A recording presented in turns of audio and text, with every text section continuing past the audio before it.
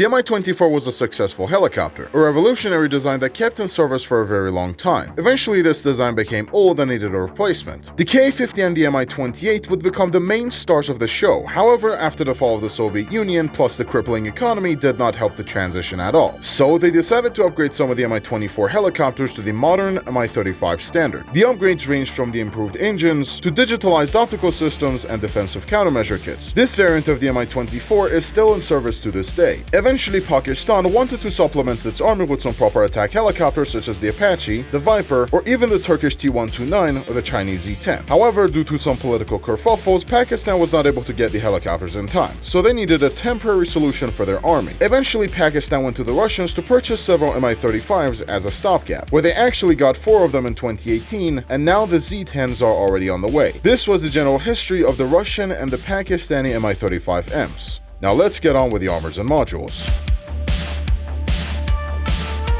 Welcome to the Armor and Modular Protection Analysis, where we basically analyze the armors and modules inside of a vehicle. Today's vehicles are the Russian and Pakistani Mi-35M helicopters. Now the first thing we need to take a look at is the crew. This aircraft has a pilot in the back and a gunner on the front, sitting in a tandem configuration. The crew has CCIP on all of its weapons, including EEGS for the gun. It has night vision and thermals alongside incredible optical zoom, an all-round decent defense package of SPO-15 radar warning receiver, HIRSS with very high amount of countermeasures, and of course, an IRCM with IRST auto tracker. If you enjoyed this video so far, it would be really helpful to the channel if you would like the video and subscribe. This aircraft has 4 self-sealing fuel tanks with neutral gas pressurization systems with these fuel presets. The fuel presets are higher than its predecessor, the Mi-24. The engine fuel consumption is relatively nice, and the center of helicopter is empty enough so it wouldn't catch fire. And even if you did, I'm sure that the fire extinguisher will be a good friend, since this helicopter does in fact have an automatic fire extinguisher. This aircraft has 2 Klimov VK2500-2 engines that feel more comfortable to fly with and requires less RPM management compared to the previous engine on the Mi-24s, which was the Klimov TV3117V. And at the end, you have the oil cooling systems, transmission, traction of the control surfaces, and prop shafts. Now let's get on with the armaments of this helicopter.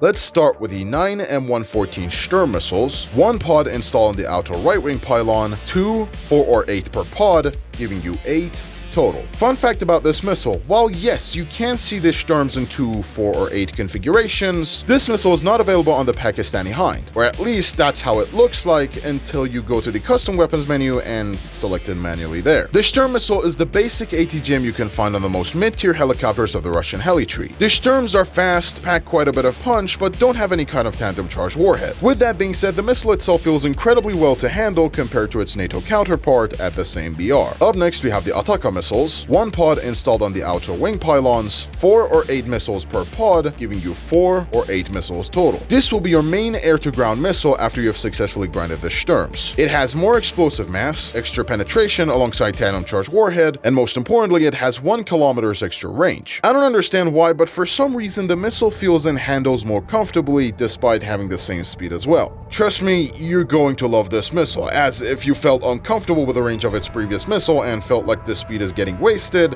this one is even better, as it's really shocking to see how fast this thing can take out enemy targets at its maximum range. Overall, it is an incredible missile on this helicopter. Up next we have the S8KO rockets, 1 pod installed on all pylons, 20 rockets per pod, giving you 80 total. And then you have the S13OFs, 1 installed on the inner wing pylons, 5 per pod, giving you 10 rockets total. The selection between these 2 rockets totally depends on you. Would you rather have the higher quantity rockets by carrying either 60 or 80 S8KOs, which have decent explosive mass, penetration, and speed, or would you rather have the 10 S13OFs, with very incredible explosive mass that almost guarantees you a kill if you land your shot properly? Honestly, it depends on you. I personally would go for 2 pods of S13s and 1 pod of the S8KOs alongside the Ataka missiles, as every single one of these rockets have enough energy to make Shima look like a 60-kilogram bomb. Stop yawning. I'm not tired. What the f do you mean you need this for the next video? What are you going to do with me? Yeah, nothing, just some minor sound effects I have to add.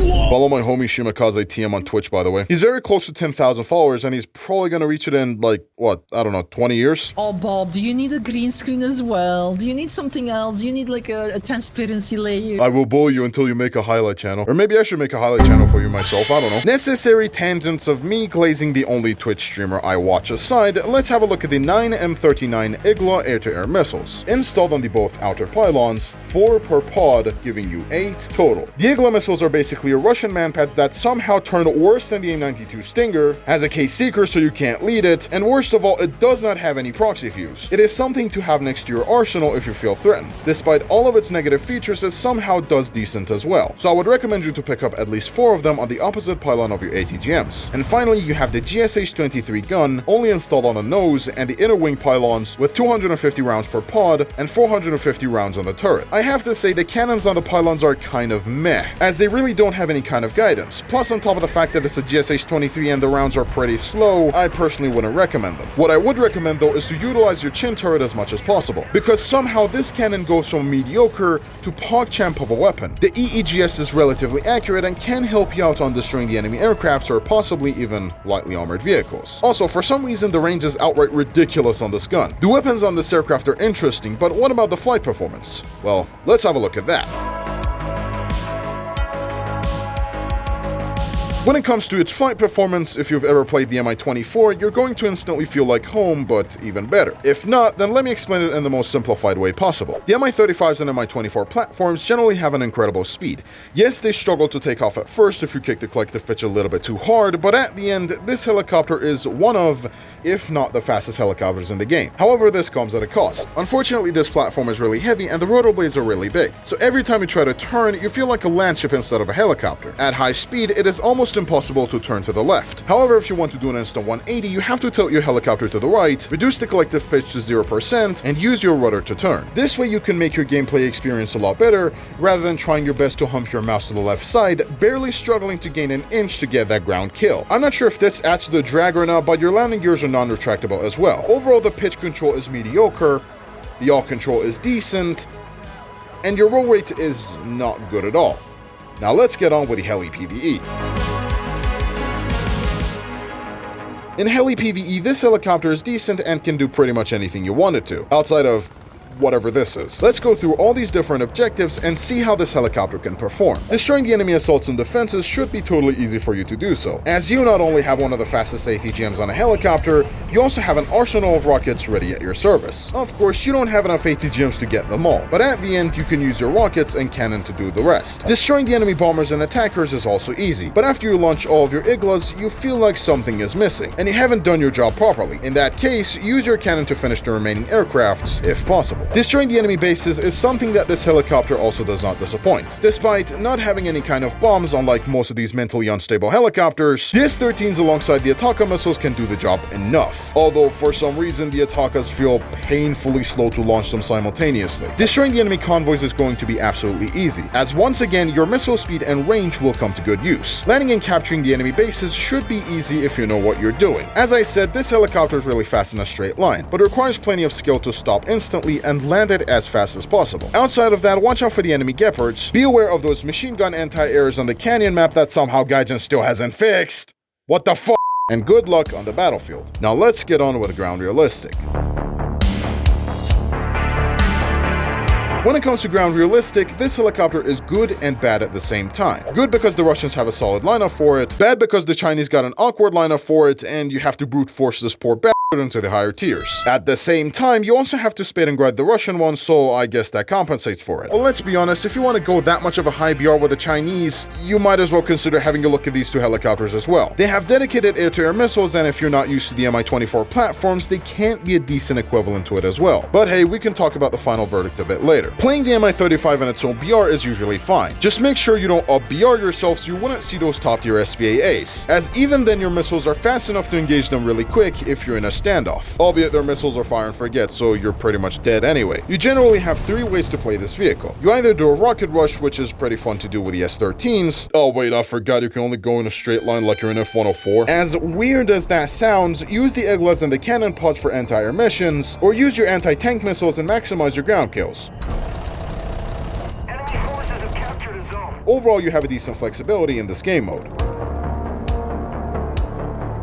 Welcome to the final verdict. In this section of the video, we will be taking a look at which vehicles are worth getting and should you spade them or not. Let's begin with the Russian Mi-35M. Now you can look at it this way. This is an amazing helicopter with useful battle rating and useful missiles. Overall a solid helicopter to play. And then you have the free-to-play method. I swear to God I need my top-tier helicopter. Why the fuck is this piece of shit in the middle of it? Now I'm not making fun of anybody. This was how I exactly was thinking when I was trying to grind my Mi-28M. And honestly, I don't blame y'all. Grinding and spading helicopters has been absolutely painful in the recent 2 years. And boy, those that got no premium account got the short end of the stick. So if you want to get this helicopter and enjoy it, feel free to do so. It is really amazing. But if you want to rush your way towards the top tier helicopters, you might as well skip it. And finally, the Pakistani Mi-35M. Now don't get me wrong, it is a very good helicopter, but let me ask you a question. Is it worth it getting over the Z-19 or the Tech Tree Squadron, the Z-10A? Is it worth it getting over the K-50 or any other premium helicopter? If your answer is yes, then feel free to do so. If not, honestly, you ain't missing much. I don't see any reason why you should buy this helicopter. Unless the leak lists are true, cough cough Mi-17 for China, the helicopter represents nothing in the Chinese heli tree. The mobility resembles nothing like the Chinese, and the armaments are also different as well. It doesn't belong to this tree, but I have to say, overall it feels like a helicopter that can teach you everything, unlike the Z-19 where it basically has no cannons and mediocre ground attack capabilities. At the end, it is your choice whether if you want to purchase this thing or not, but for me, I love every single one of my helicopters, that's why I have all these three. Before I finish this video, I would like to thank Flogger for making the drawing of the Mi-24 and allowed me to use this in my video. If you want to, you can support his hard work by following his Instagram page at planes_drawings_extravaganza. My favorite one is the F-18 Hornet drawing, which I've been desperately waiting to make a video on for the past 2 months.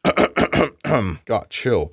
Anyways, with that being said, ladies and gentlemen, thank you so much for watching this video. If you enjoyed it, please make sure to like the video, subscribe to my channel, dislike it if you dislike it, and if you want to support my channel even further, you can also join my YouTube membership or donate a super thanks if you want to. For now, this is me, Bob Dickinson, and thank you for watching.